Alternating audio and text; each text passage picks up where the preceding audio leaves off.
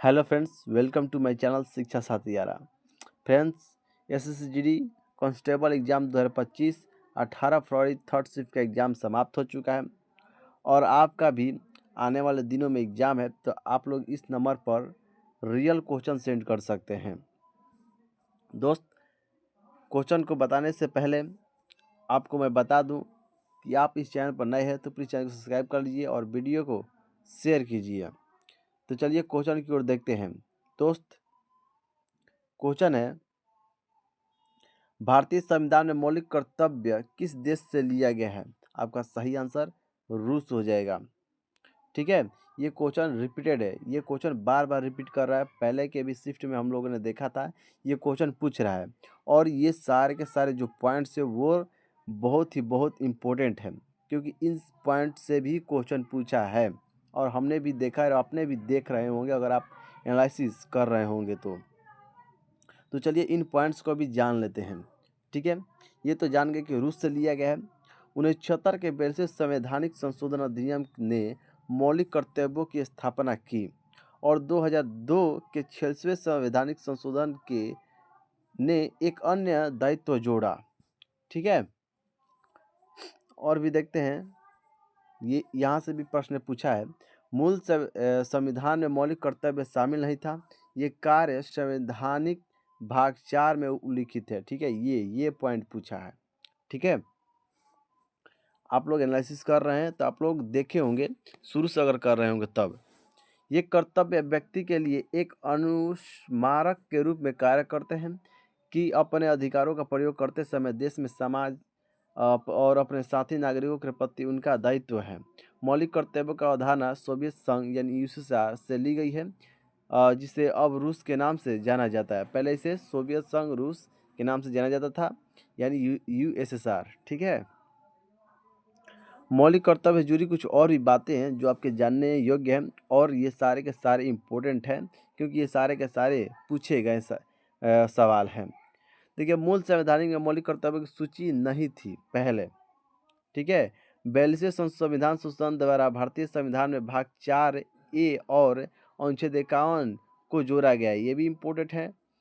86वें संविधान संशोधन अधिनियम 2002 द्वारा संविधान में एक और मौलिक कर्तव्य जोड़ा गया था। ठीक है, और वर्तमान में बात करते हैं, मौलिक कर्तव्यों की संख्या संविधान में 11 है। अब आते हैं अगला नंबर क्वेश्चन पर जो आपके एग्जाम में पूछा है। प्रधानमंत्री जवाहर योजना रोजगार योजना जो है की शुरुआत कब हुई थी? तो इसका सही आंसर 1993 हो जाएगा। प्रधानमंत्री रोजगार योजना की शुरुआत 1993 में की गई थी।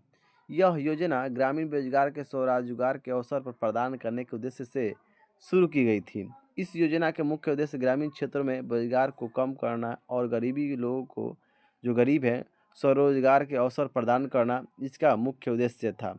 इसका आरंभ कब हुआ था? तो 1993 में। ठीक है, ये सब इम्पोर्टेंट नहीं है, जो इम्पोर्टेंट है वो आपको मैं बता दूंगा। हर बार अलग और पंचवर्षीय योजना चलाने का मुख्य कारण क्या है? क्वेश्चन है, हर बार अलग अलग पंचवर्षीय योजना चलाने का मुख्य कारण क्या है? तो चलिए इसका आंसर जान लेते हैं। ऑप्शन क्या था मुझे पता नहीं, लेकिन जो है उसको मिला लीजिएगा। देश के बदलती आर्थिक, सामाजिक और तकनीकी आवश्यकताओं के अनुसार नीतियों को अद्यतन करना। ठीक है, ये भी कारण हो सकता है। बदलती आर्थिक स्थिति प्रत्येक योजना के दौरान अर्थव्यवस्था में नए अवसर और चुनौतियों को उत्पन्न होती है, जिनके अनुसार योजना बनाई जाती है, ये भी कारण हो सकता है एक। ठीक है, और भी कई कारण हो सकते हैं, जैसे नई चुनौतियों का समाधान, बेरोजगारी की, गरीबी, औद्योगिकरण, जलवायु परिवर्तन आदि जैसे नई समस्याओं के समाधान के लिए नई रोजगार योजनाएं बनाई जाती है। और दीर्घकालिक विकास सुनिश्चित करना, विकास के निरंतर बनाए रखने के लिए समय पर नीतियों में सुधार आवश्यक होता है। ठीक है, ये सब उतना इम्पोर्टेंट नहीं है, जो इम्पोर्टेंट है आपको बता दिया जाएगा।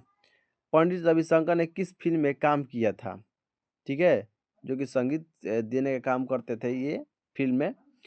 तो देखिए इनके फिल्मों का नाम है पंथर पंचाली, अपराजितो, अपूर्व संसार, गांधी गोदाम, ठीक है, गोदान, ठीक है, ये सारे इनके फिल्म का नाम है। इनमें इन्होंने गाना दिया था।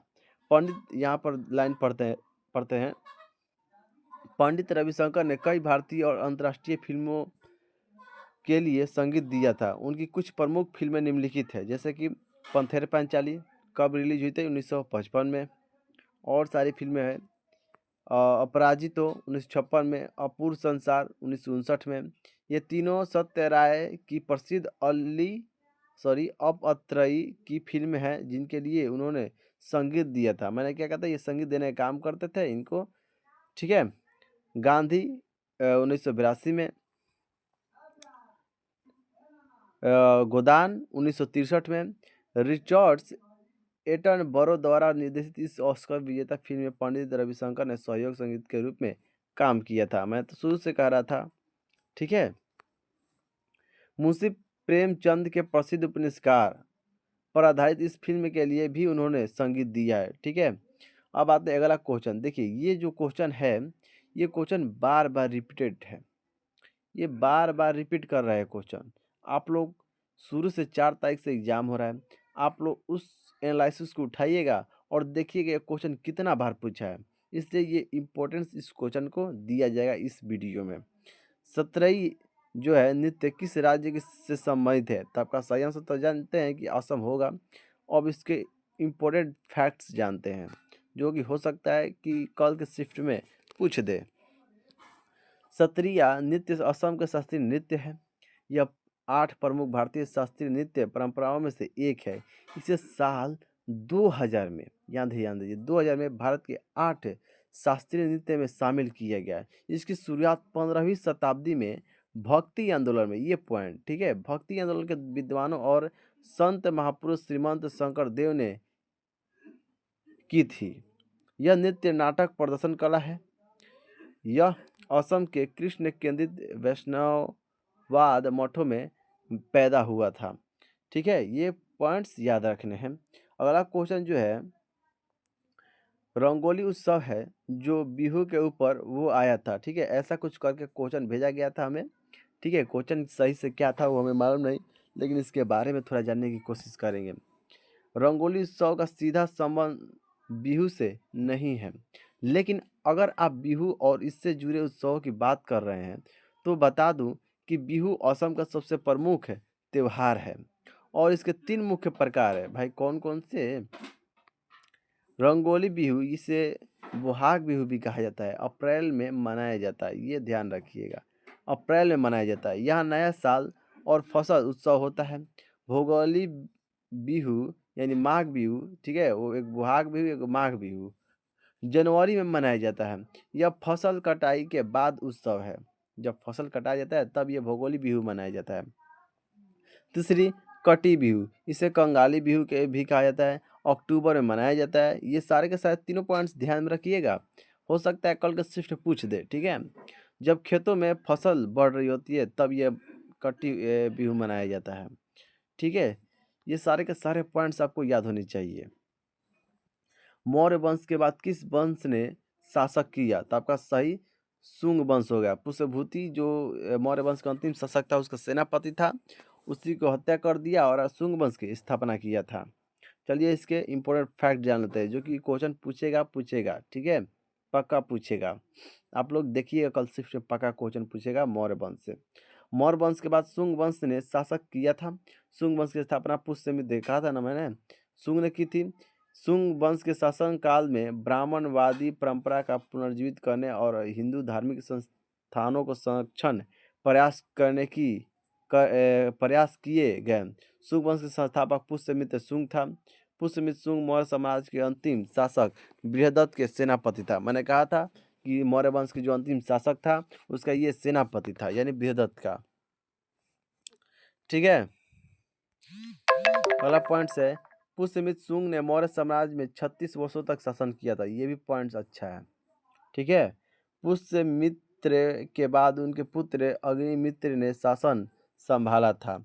अगला जो हरित क्रांति से, ये भी रिपीटेड क्वेश्चन है, ठीक है। हरित क्रांति से एक आया था, ठीक है।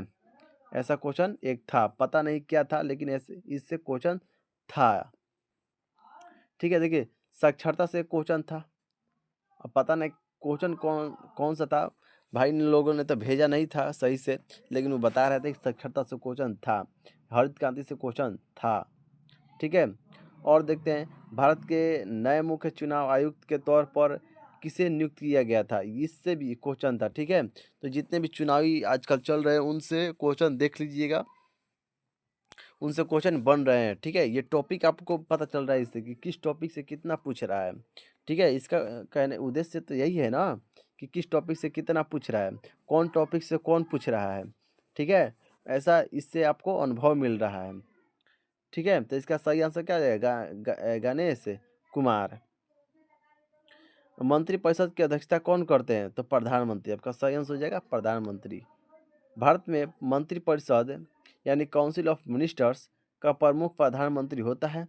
संविधान के अनुच्छेद 74 ए के अनुसार राष्ट्रपति की सहायता और सलाह के लिए एक मंत्रिपरिषद होती है जिसकी अध्यक्षता प्रधानमंत्री करते हैं। ये सब जानने योग्य बातें हैं फ्रेंड्स। राष्ट्रपति मंत्रिपरिषद की सलाह के अनुसार कार्य करता है, लेकिन मंत्रिपरिषद का वास्तविक नेतृत्व प्रधानमंत्री के हाथ में होता है। अब देखिए गुप्त राजवंश से क्वेश्चन था, लेकिन क्वेश्चन कैसे था लेकिन ये नहीं मालूम। ठीक है, ये क्वेश्चन नहीं मालूम था।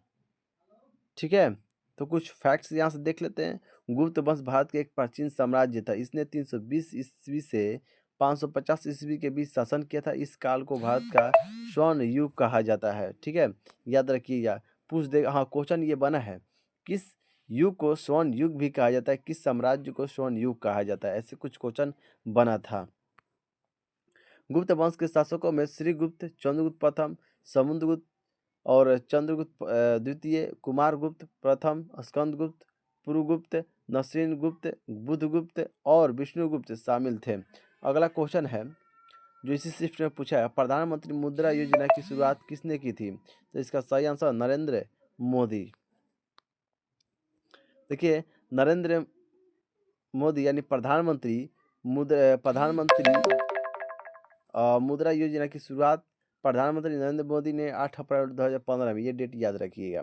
इस योजना का उद्देश्य छोटे और माइक्रो व्यवसाय को वित्तीय सहायता प्रदान करना था ताकि वे अपने व्यवसाय बढ़ा सके। ठीक है, और इसमें कुछ इम्पोर्टेंट फैक्ट नहीं है इसलिए रहने देते हैं। जवाहरलाल नेहरू का 1988 का अधिवेशन हुआ था, इस तरह का एक क्वेश्चन था। ठीक है, ऐसा कुछ क्वेश्चन था। तो ठीक है, 1998 में भारत के नियंत्रण और महालेखा परीक्षक कौन थे, यानी सीएजी। देखिए ऐसा भी एक क्वेश्चन आया था, आप लोग एनालिसिस कर दीजिए। मैं बोल रहा हूँ सारा रिपीटेड क्वेश्चन है। अगर आप लोग थोड़ा सा भी दिमाग लगाकर टॉपिक क्लियर करते चलिएगा ना, तो आपका बेहिचक मैं कह रहा हूँ कि सिलेक्शन हो जाएगा। ठीक है, तो आंसर इसका हो जाएगा विजय कुमार। ठीक है, 1998 में भारत के नियंत्रण और महालेखा परीक्षा के पद पर विजय कुमार थे। विजय कुमार 1990 से 1996 तक भारत के सीएजी के रूप में कार्य किया। 1998 में उन्होंने इस पद से सेवा समाप्त की और उसके बाद राजीव महर्षि ने सीएजी का पद संभाला। वर्तमान में भारत के नियंत्रक एवं महालेखा परीक्षक के पद पर श्री संजय कुमार मूर्ति कार्यरत है। ठीक है, यही है अभी वर्तमान में। उन्होंने 21 नवंबर 2024 को भारत के राष्ट्रपति से शपथ ली और इसी दिन पदभार संभाला। अनुच्छेद से क्वेश्चन था। देखिए अनुच्छेद वाला जो सारा क्वेश्चन है उसको क्लियर कर लीजिएगा, उसके बाद आप लोग एग्जाम में जाइएगा।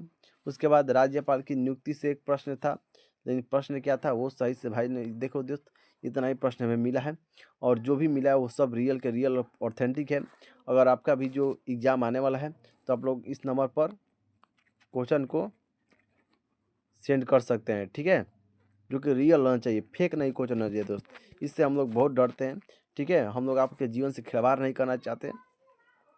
तो दोस्त इसके लिए आप लोगों को एक लाइक तो बनता है, एक सब्सक्राइब तो बनता है दोस्त। जय हिंद, मिलते हैं नेक्स्ट वीडियो में।